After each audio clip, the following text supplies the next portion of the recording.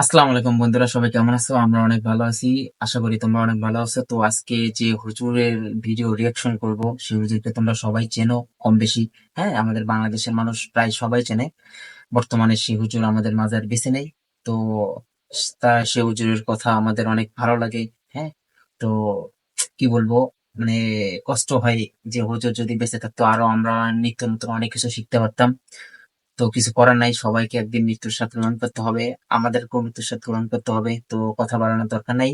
হ্যাঁ, আমরা ভিডিওতে ব্যাক করি। হ্যাঁ, যে সেই আপনার প্রাইমারি স্কুলে ভিজিট করতে গিয়েছিলেন ইন্সপেক্টর, তারপরে প্রাইমারি না হাই স্কুল ভিজিট করতে গেছে। যায়া জিজ্ঞেস করছে ছেলেরা কি পড়ছো, বল ইতিহাস।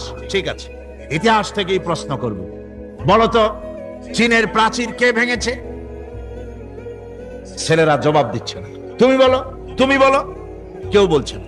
বেঞ্চের কোনা যে ছেলেটি, সে বলছে সর্বনাশ, কেউ যখন স্বীকার করে না, এটা তো আমার মাথায় আসবে। সব শেষ ইন্সপেক্টর তাকে বলছে তুমি বলো তো কে ভেঙেছে চীনের প্রাচীর? কয় স্যার, গ্রামে আমার দুষ্টমির যথেষ্ট বদনাম আছে, কিন্তু চীনের প্রাচীর ভাঙার মতো দুষ্কর্ম আমি করি নাই। ইন্সপেক্টর খুব রেগে গেলেন, মাস্টারের দিকে তাকালেন। এই বুঝি আপনার ইতিহাস পড়ানো? মাস্টার ইন্সপেক্টরের বিরক্তি ভরা মুখ দেখে বলছেন, স্যার রাগ করবেন না, এসব ছাত্র তো আমার, ওদের অবস্থা তো আমি জানি। আপনি আসছেন ঢাকা থেকে, আপনি জানবেন কি? আমি হলপ করে বলতে পারি আমার ক্লাসের কোন ছাত্র চীনের প্রাচীর ভাঙে নাই। ইন্সপেক্টর রাগ হইয়া চলে গেছে হেডমাস্টারের রুমে। যায় বলছে যে আমি আপনার স্কুলের গ্রান্টকে আমি নাকচ করে দেব, মঞ্জুরি আমি ক্যান্সেল করে দেব। কেন? এই অবস্থা। হেডমাস্টার বলছে, স্যার রাগ করবেন না, আপনার জন্য কিছু টাকা পয়সাও রাখছি হাদিয়া। বড় একটা চর্বিযুক্ত খাসিও জবাহ করা হয়েছে, পুকুর থেকে রুই মাছ তোলা হয়েছে। তারপরেও আমার ছাত্ররা, টিচাররা বলার পরেও যদি আপনার সন্দেহ হয়ে থাকে যে আমার ছাত্ররাই ভাঙছে, তো ওই আপনি অসন্তুষ্ট হবেন না, রাগ করবেন না। স্যার, ওই প্রাচীর ভাঙতে যা খরচ লাগে আমি কিছু খরচ দেবো, তো আপনি রাগ করেন না।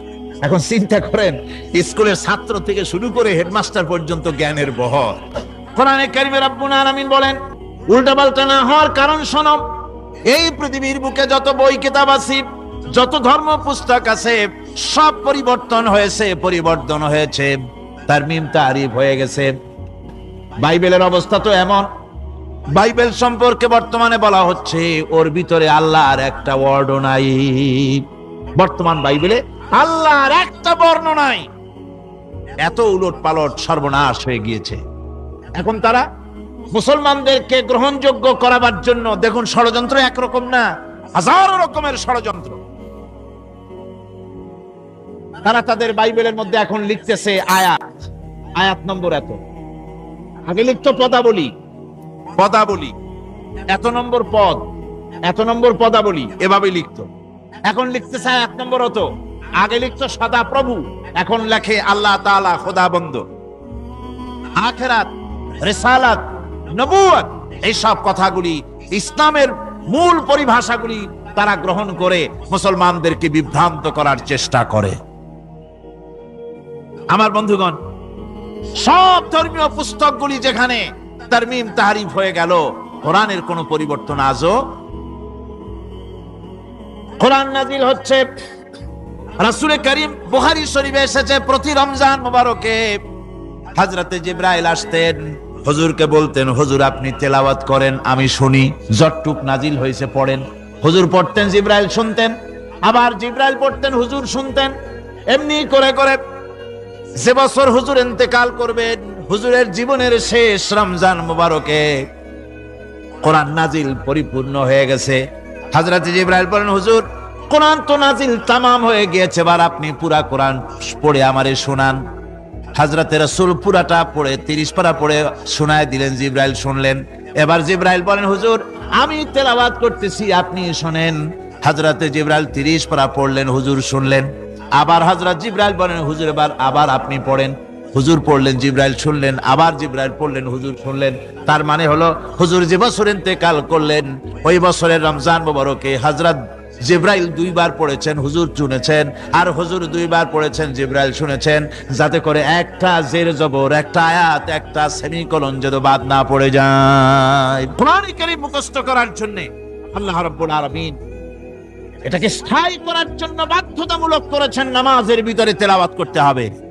মানুষ নামাজের মধ্যে তেলাওয়াত করে, সওয়াবের জন্য সকালে পড়ে, বিকালে পড়ে, অর্থ সহকারে বুঝে পড়ে, রাত্রে পড়ে, দিনে পড়ে। পৃথিবীতে এমন একটা মুহূর্ত নাই যখন কোরআনে কারীম তেলাওয়াত হয় না। জোরে কোন সুবহানাল্লাহ। সুবহানাল্লাহ। মানুষ এটাকে তেলাওয়াত করতেছে, মুখস্থ করতেছে। এই কোরআন শরীফের ভিতরে রয়েছে সবকিছু। এর মধ্যে রয়েছে ইতিহাস, এর মধ্যে আছে বিজ্ঞান, এর ভিতরে রয়েছে দর্শন, ভূতত্ত্ব, উদ্ভিদ তত্ত্ব, নৃতত্ত্ব, খতত্ত্ব, জ্যোতির্বিজ্ঞান। এর ভিতরে রয়েছে মানুষের পারিবারিক নীতি, সামাজিক নীতি, চুক্তি নীতি, বন্ধি নীতি, যুদ্ধ নীতি, মানুষের যা প্রয়োজন সব আছে। সবকিছু এই কোরআনে কারীমের মধ্যে আল্লাহ পাক সন্নিবেশিত করে দিয়েছেন। জোরে কোন সুবহানাল্লাহ। সুবহানাল্লাহ। তো আমরা দিলার হোসেন হুজুরের শুনলাম। হ্যাঁ, তো দিলার হোসেন হুজুরের কার কার ভালো লাগে আমাদের কমেন্টে জানাবেন। তো আজকে ভিডিও এখানে শেষ করলাম। খোদা হাফেজ।